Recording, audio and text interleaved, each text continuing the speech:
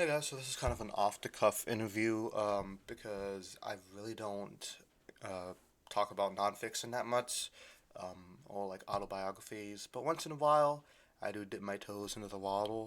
I read I'm Glad My Mom Died by Janet McCurdy last year. That was a great book. And now I'll be talking about Room to Dream by David Lynch. So, for those of you who don't know, David Lynch is my favorite director of all time. I just love his movies and Twin Peaks, of course. It's just his movies are so creative. There's really no other director that does it like him. And a lot of people think that his movies are very kind of, ooh, they're so weird and like disturbing, and he must be a sick man.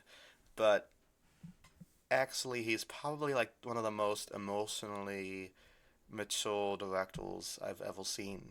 His movies have so much heart into them, and while he does have a bunch of weird stuff going on, it's always about like you could always feel what he means, even if you don't understand what's going on the screen. You could always feel like the emotions he put into it. So yeah, he's really like one of the most emotional directors. Like his movies are very emotional to me, at least.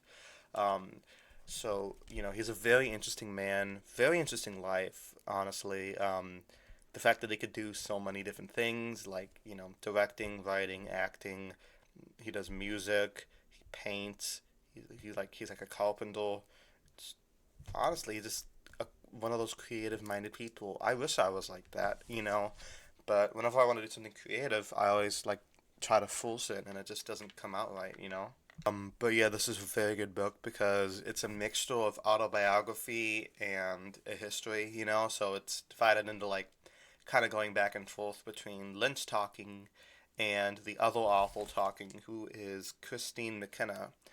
So she kind of does a bunch of research on his life. She interviews people that were close to him, and it's very good because like while it acknowledges all of his strengths and good stuff, it also acknowledges some of his faults. We talk about how he's kind of a workaholic. He doesn't exactly have time for his family.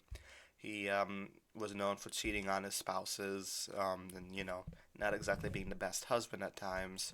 But I like how they delve into that. They show he's not perfect. I think a lot of celebrities don't like talking about those sides of themselves. They like to show that, oh, we're celebrities, we're flawless. But he's a lot more realistic than that. The book starts off talking about what it was like being a child in 1950s Idaho, and the way he describes it in such vivid detail is really cool. It's like your grandpa sitting you down and like telling you stories about when he was a kid. Stuff like that. He's actually David Lynch is only a couple years younger than my grandpa, so pretty similar, I guess. They're not really similar people, but similar experiences, I'd say. Then it goes through his experience in art school and film school, and the process of making Eraserhead, how tough that was. They kept running out of money. Then Eraserhead being this underground success led him to be making Elephant Man.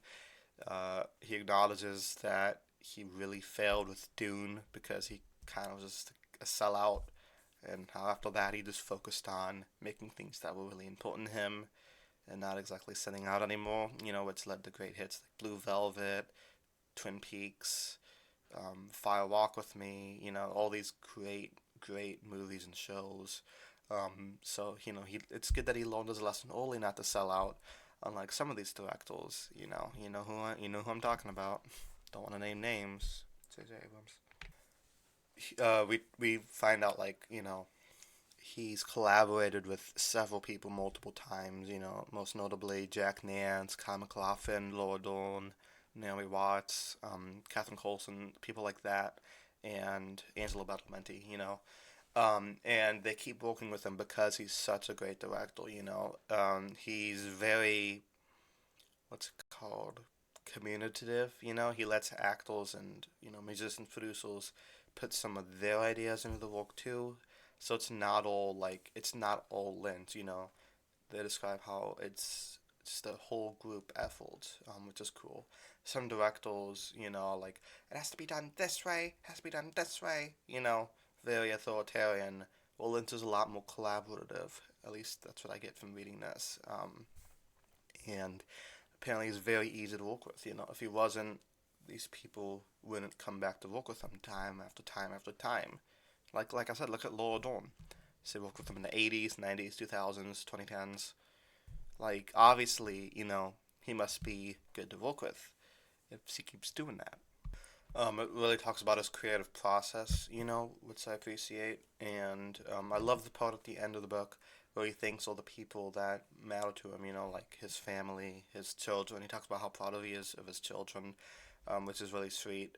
I still think it's a little weird how, like, his children are each like a decade apart from each other. Like, his oldest daughter's 55, and his youngest is like 11, which is kind of funny. Um, but like you could tell this is a man who like feels things.